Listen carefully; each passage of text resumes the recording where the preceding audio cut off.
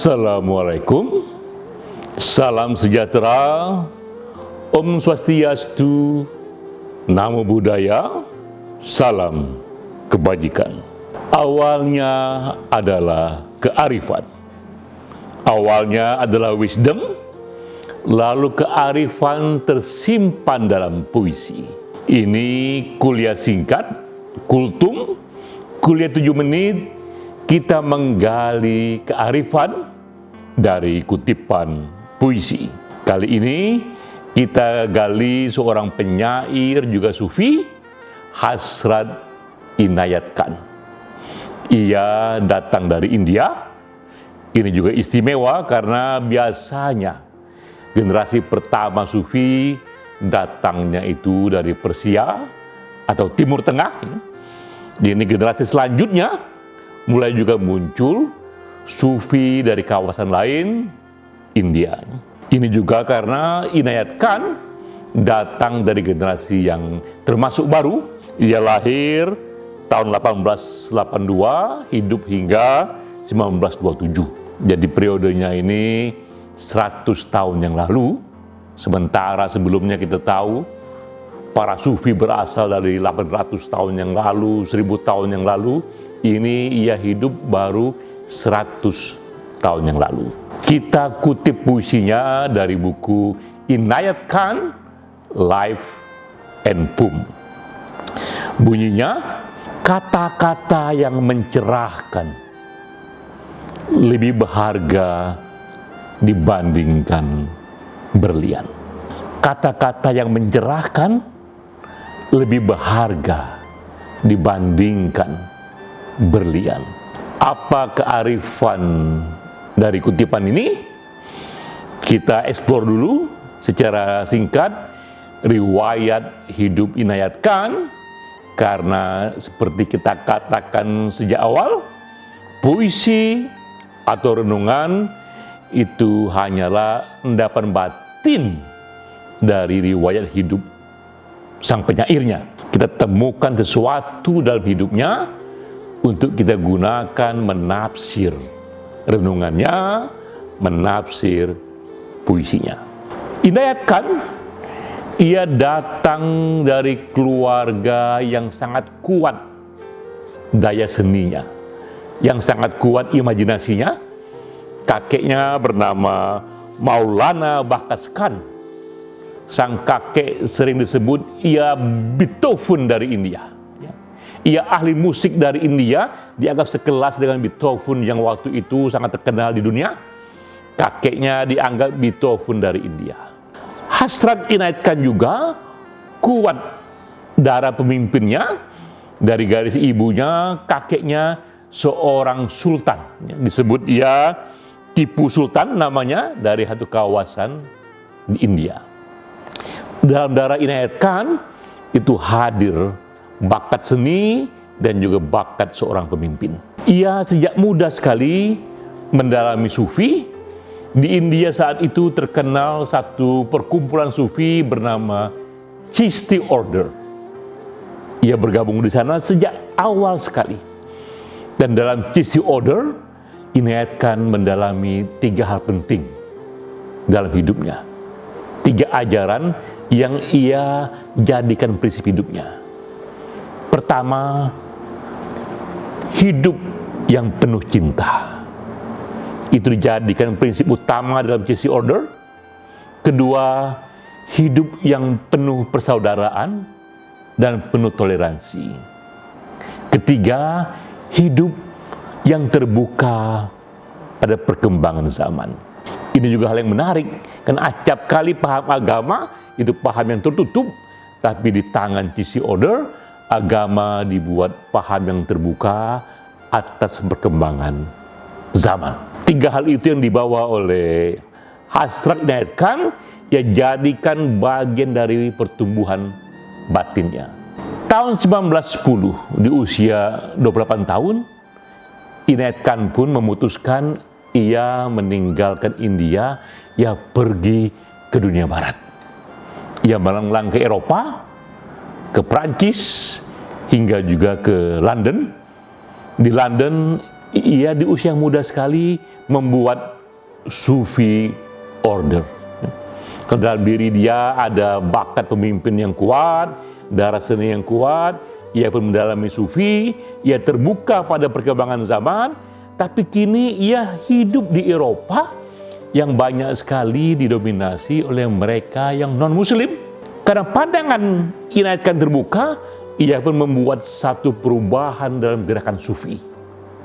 Sebelumnya, Sufi sering orang anggap ini adalah sisi batin dari Muslim, sisi batin dari agama Islam. Tapi oleh Inayat Khan, dengan pikiran yang terbuka dan ia menghadapi komunitas non-Muslim, Inayat Khan katakan Sufi baginya bukanlah bagian dari agama formal. Sufi itu adalah sikap hidup spiritual yang membuka diri pada rasa cinta, pada rasa toleransi, pada keindahan. Karena itu baginya, Sufi pun terbuka bagi semua agama.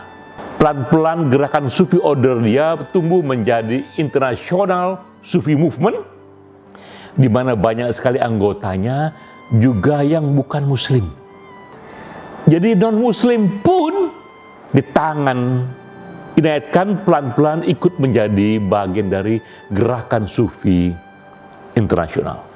Melalui waktu, Inayat Khan mengalami sendiri betapa ia melihat orang-orang tersadarkan, tercerahkan dengan kata-kata yang ia berikan, dengan renungan yang ia berikan. Orang-orang menjadi lebih harmoni, lebih penuh cinta.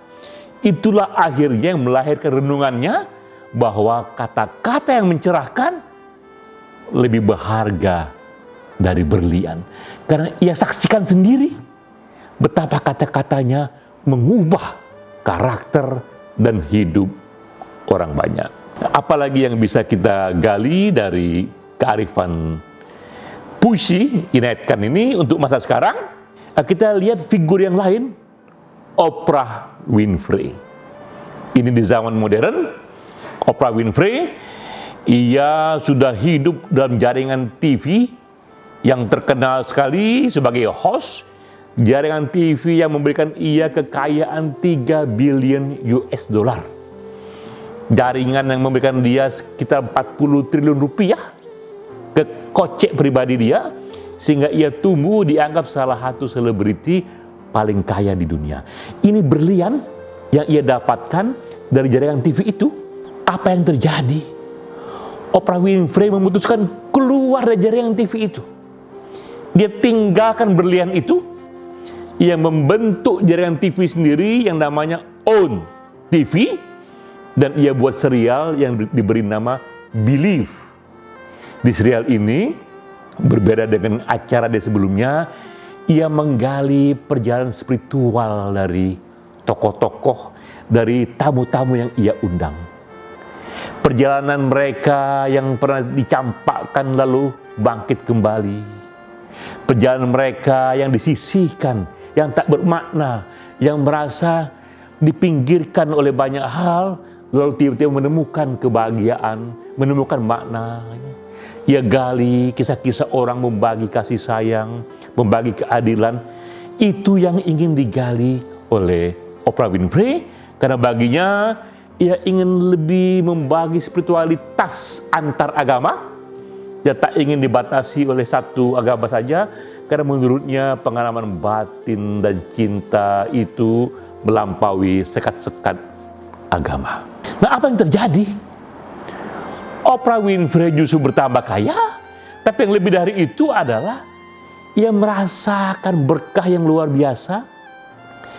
Efek dari talk show ia alami yang belum pernah ia alami sebelumnya. Ia melihat betapa pendengar tercerahkan, merasa hidupnya berubah, merasa mendapatkan inspirasi untuk lebih mengalami hidup penuh cinta, hidup yang lebih kuat dengan prinsip-prinsip kebajikan.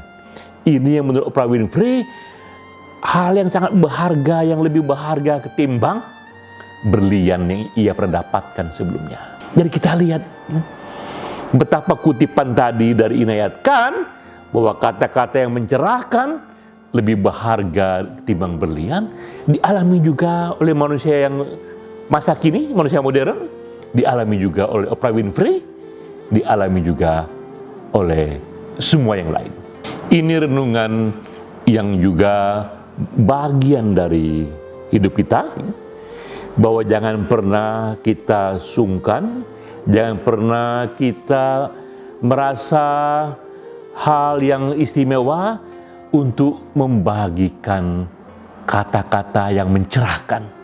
Sekecil apapun lingkup kita.